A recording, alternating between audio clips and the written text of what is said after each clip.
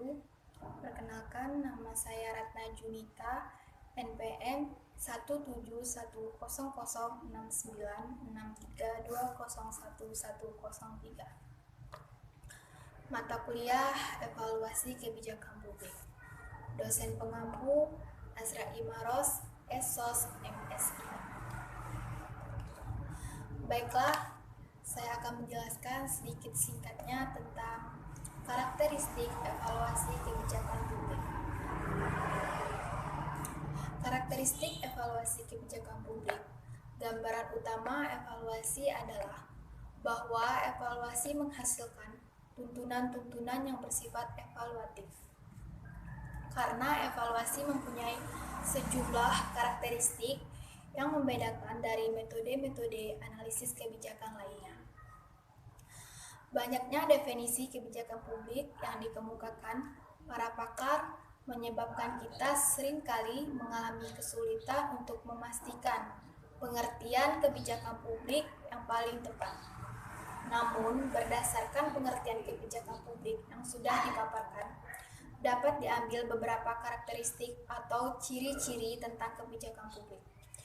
Ciri-ciri kebijakan publik, sebagaimana yang dikemukakan oleh Peter Brickman dan Glenn Davis adalah sebagai berikut. Ada 5, yaitu 1. Mengandung tujuan yang dirancang untuk dicapai. 2. Melibatkan keputusan berikut akibat-akibatnya. 3. Disusun temuan aturan tertentu. 4. Pada hakikatnya adalah politis. Yang kelima, bersifat dinamis.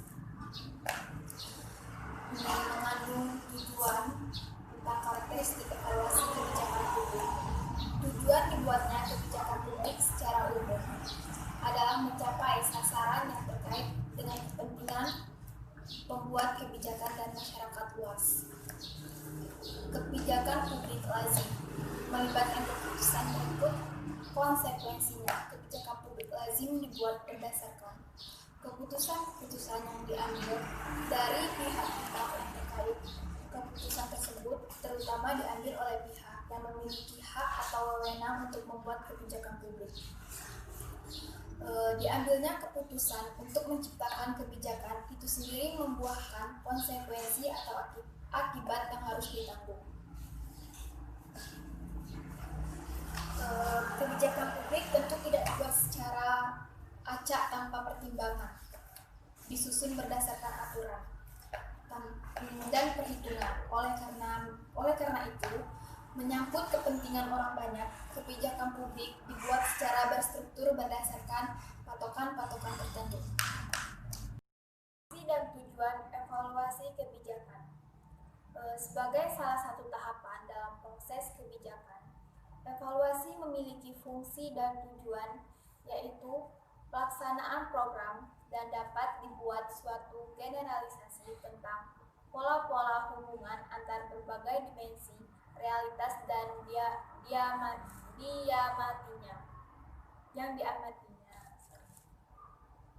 Melalui evaluasi dapat diketahui apakah tindakan yang dilakukan oleh para pelaku, baik birokrasi maupun pelaku lainnya.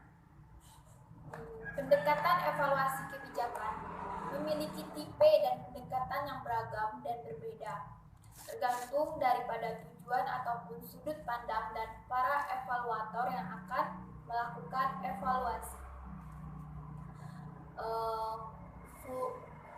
Fungsi dan tujuan evaluasi kebijakan ada menjadi 3 bagian. Di antaranya yaitu 1. Evaluasi semu, 2. Evaluasi formal, 3. Evaluasi keputusan teoritis, di mana 3 evaluasi tersebut ada memiliki asumsi, contoh, dan teknik. Evaluasi semu, asumsi ukuran manfaat atau nilai terbukti dengan sendirinya. Yang contoh, jumlah lulusan pelatihan, jumlah unit pelayanan medis yang diberikan. Dan teknik, sajian grafik, tampilan tabel, angka indeks, analisis seri waktu. Dan yang kedua, evaluasi formal juga menjadi 3 yang seperti asumsi, contoh dan teknik. Asumsi evaluasi formal, tujuan dan sasaran dari pengambilan kebijakan dan administrator. Contoh, evaluasi program pendidikan. Yang teknik, pemetaan sasaran, pemetaan hambatan, klarifikasi nilai, dan kritik nilai. Dan yang terakhir, evaluasi keputusan teoris, juga 3 asumsi, contoh teknik. Yang asumsi, tujuan dan sasaran dari berbagai pelaku yang diumumkan secara formal ataupun diam-diam. Contoh, tujuan utama menghubungkan informasi mengenai hasil-hasil kebijakan dengan nilai-nilai dari berbagai pelaku kebijakan. Yang teknik, analisis argumentasi. 4 karakteristik yang harus dipahami evaluasi kebijakan publik.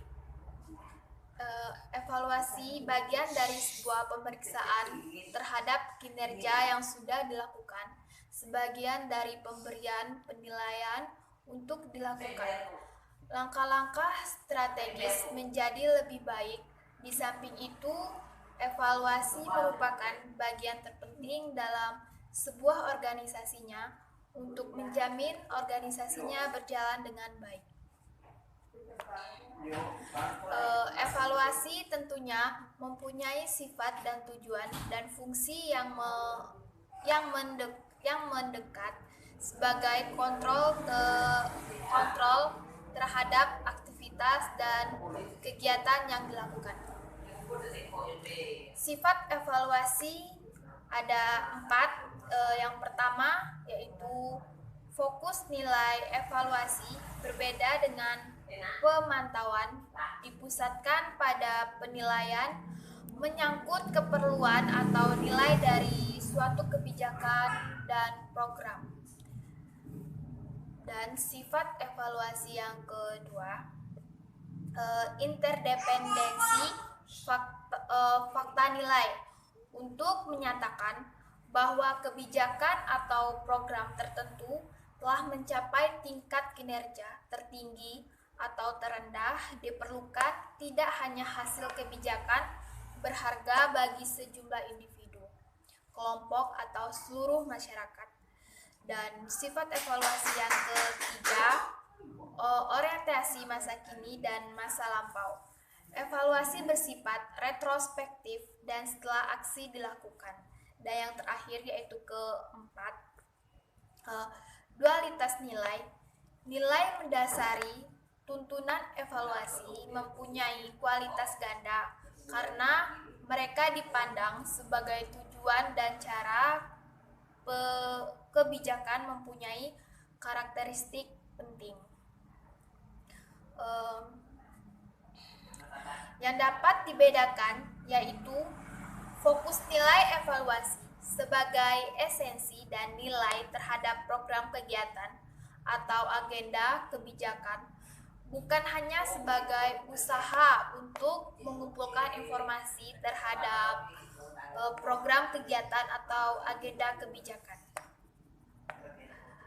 Ada interdependensi fakta nilai. Kegiatan kebijakan atau program dapat dikaitkan baik atau buruk sesuai dengan target atau tidak dapat dilihat dari fakta dalam pelaksanaan kebijakan yang dilakukan. Dan yang terakhir itu ada orientasi masa kini dan masa lampau.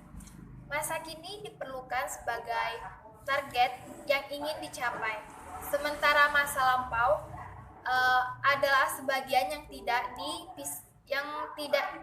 dapat dipisahkan dari kebijakan saat ini untuk menjadi lebih baik.